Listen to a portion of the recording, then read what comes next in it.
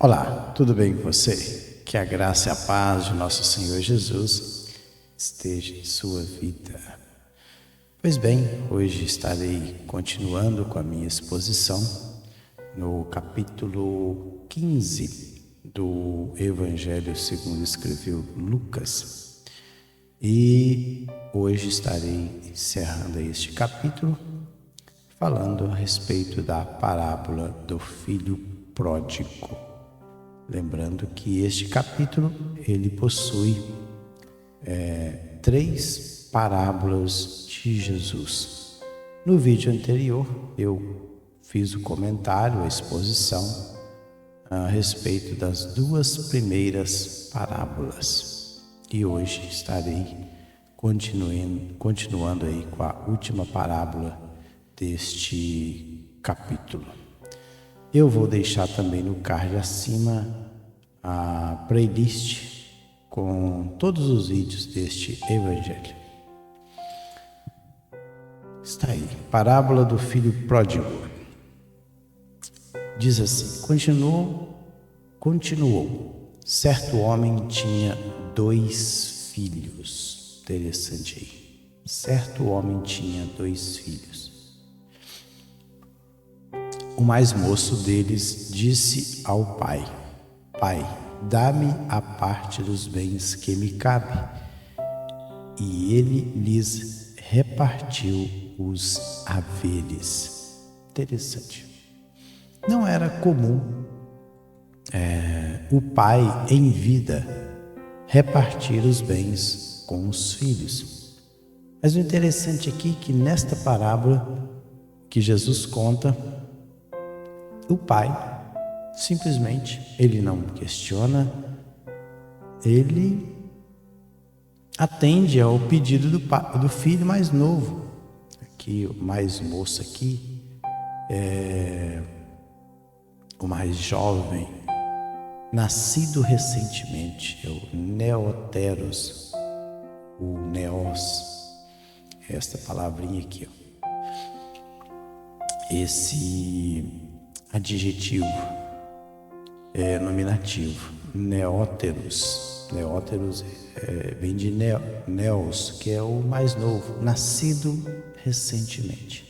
Então, o filho mais novo, ele faz esse pedido e o pai atende. Dá-me a parte dos bens, ou seja, a palavra grega bens aqui é ousia.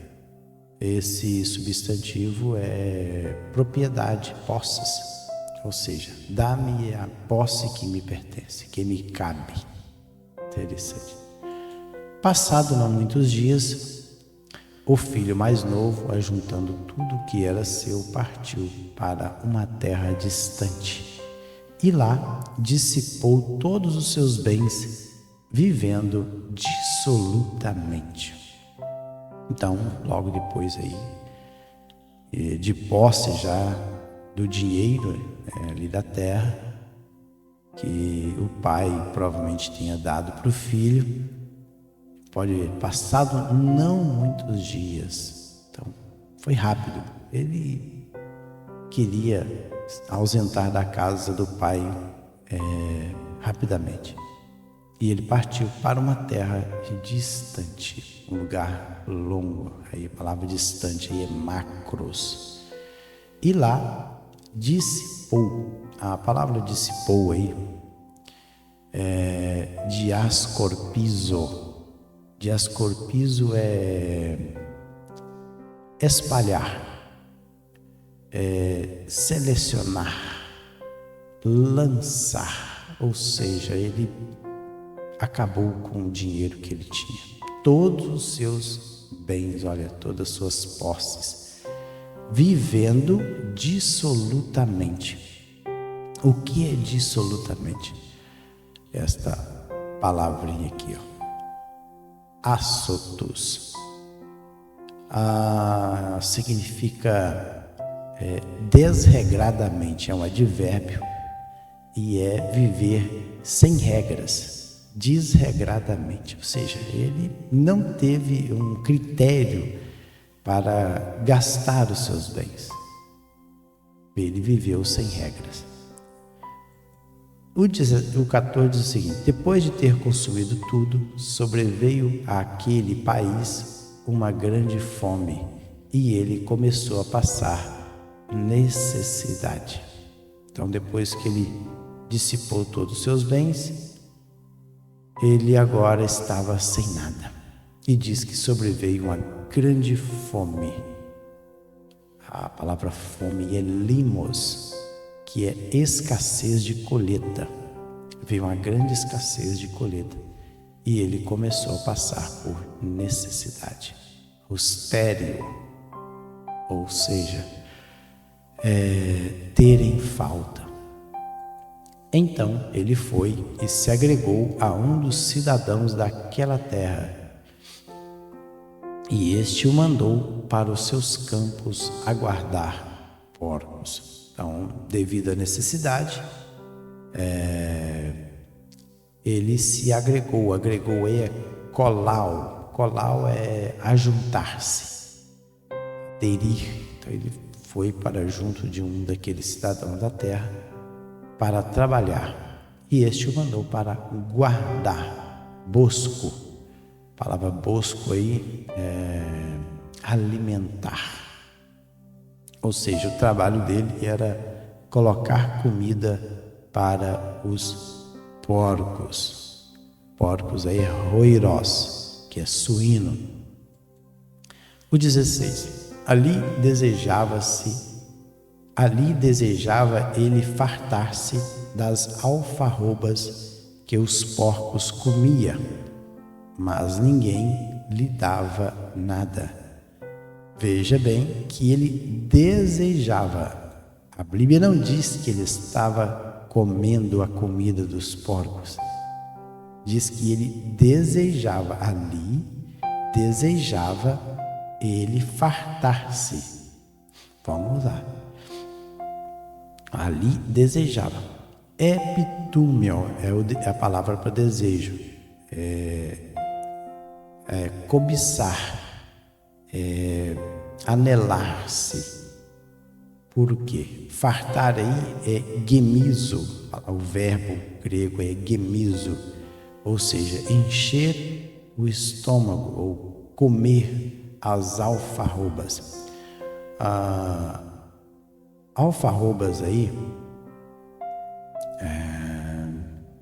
é uma planta que tem ali na região ali de Israel.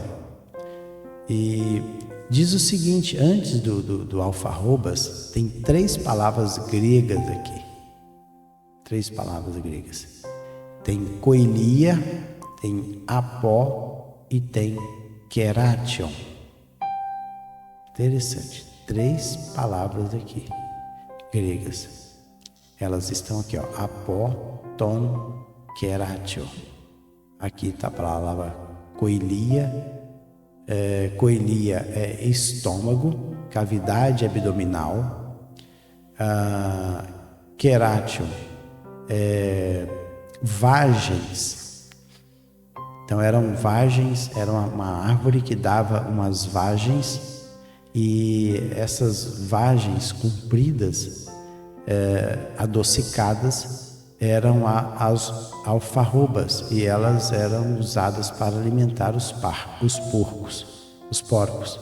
Talvez devido a esse doce que esta alfarroba tinha, muito adocicado, então essa reserva de energia era muito bom para os porcos. Então a alfarroba era isso, era uma espécie de uma vagem comprida, adocicada, que esta palavra aqui, ó, keration, aqui, ó, colocado do lado direito, ó. Nome da fruta: Ceratonia silquia ou carotri, chamado também de o pão de João, dá noção de suas vagens que se assemelha a gafanhotos. Constituiu a comida do João Batista. Esse fruto tem a forma de um chifre e um sabor doce. Era e é usado não somente para cevar porcos, mas como artigo de alimentação para as classes mais baixas. Então as pessoas também comiam, pessoas mais pobres também comiam esse tipo de essa fruta. E é uma fruta, o nome da fruta ceratonia, então por isso chama querádio. Só que aqui não diz que ele comia, ele desejava, mas ninguém lhe dava nada. Então, caindo em si, disse: quantos trabalhadores de meu pai têm pão com fartura e eu aqui morro de fome? Ele estava trabalhando e ainda estava, provavelmente a comida que eles estavam dando para esse rapaz era pouca e ele estava padecendo de fome. Ele caindo em si, tem erromai. Erromai aí é se achar em si mesmo. Ou seja, parece que ele estava fora da pessoa quando ele tomou essa atitude. Vira a si. Disse, olha, caindo em si, quantos trabalhadores aí, a palavra grega é mistios, é empregado por salário. Quantos assalariados de meu pai têm pão? E ele diz com fartura. Ou seja, fartura aí, pereceu, é a ideia de ter em excesso. E eu aqui morro de fome. E ele disse, olha aí, levantar-me-ei e irei ter com meu pai. E lhe direi, pai, pequei contra o céu e diante de ti. Já não sou digno de ser chamado teu filho. Trata-me como um dos teus trabalhadores. Então, ele se arrependeu da atitude que ele tomou. Lá na terra em que ele estava, ainda trabalhando, passando por necessidade, ele falou, olha, eu vou embora. Eu vou chegar lá e vou dizer para o meu pai que eu pequei contra o céu e diante dele. E não sou digno de ser chamado filho dele. Então pode ver que o arrependimento na vida deste jovem veio mesmo antes dele chegar na casa do seu pai. Olha, e ele tomou essa atitude. E levantando-se foi para o seu pai. Vinha ele ainda longe, quando seu pai o avistou, e compadecido dele, o abraçou e beijou. Olha só. Então, antes de chegar, ele levantando-se foi para o seu pai. Então ele tomou essa atitude. Vinha ainda ele longe. Interessante que o pai avista o filho. O pai viu o filho vindo ao longe, provavelmente aproximando da fazenda. E compadecido é esplangnizomai, palavra grega é esplangnizomai, ou seja, ser movido pelas entranhas, ter profunda compaixão. Ou seja, ele sentiu a dor do filho, que o filho estava passando, dele correndo e correndo. Então é o pai que corre, abraça o filho e beija. E aí, olha o que o filho fala. E o filho lhe disse: Pai, pequei contra o céu e diante de ti. Já não sou digno de ser chamado teu filho. Interessante que o pai não questiona nada do filho. Sabe por quê? Porque o arrependimento é a mudança de coração já havia acontecido na vida do filho. Quando o filho toma a atitude de voltar para a casa do pai, o pai já sabia muito bem que o filho estava totalmente arrependido e nunca mais ele provavelmente teria coragem de tomar uma atitude daquela novamente. Por isso que o pai, ele não questiona o filho. Filho, por que você gastou tudo? Por que você saiu agora, você está voltando? Não. Pai, ele não fala nada. Ele abraça, beija o filho e somente o filho que diz: Pai, pequei contra o céu e diante de ti, já não sou digno de ser chamado teu filho. O pai, porém, disse aos servos, aqui a palavra é doulos, os escravos: trazei depressa a melhor roupa, vestiu, ponde-lhe um anel no dedo e sandálias nos pés. Olha só, provavelmente ele estava com a roupa ruim, estado ruim aqui. A palavra grega para roupa é stole. Stole é um conjunto de roupas, a veste externa e solta que se prolonga até os pés. Ponde-lhe um anel no dedo e sandália nos pés. Upodema, uma sandália, uma sola presa ao pé com tiras. Trazei também e matai o novilho cevado, ou a palavra grega cevado é citeutos, ou um novilho gordo. Novilho é morros. Morros é um animal ainda que não virou um animal adulto, é um novilho, então é um vitelo, seria um vitelo, da carne mais macia. Comamos e regozijemos, ou seja, nos alegremos, é o franho, animar-se, porque este meu filho estava morto e reviveu, estava perdido e foi achado. E começaram a regozijar-se. Então ele considerava o filho como morto. Para a família ele estava morto, foi para longe, porque esse meu filho estava morto e reviveu, estava perdido e foi achado. E começaram a alegrar-se. Ora, o filho mais velho estiveram no campo, e quando voltava, ao aproximar-se da casa, ouviu a música e as danças. Então tinha uma festa ali na casa daquele homem. Eles fizeram uma festa comemorando o retorno do filho mais novo. Mas tinha um filho mais velho que estava no campo. Esse filho nunca abandonou a casa do pai, ele sempre esteve ali.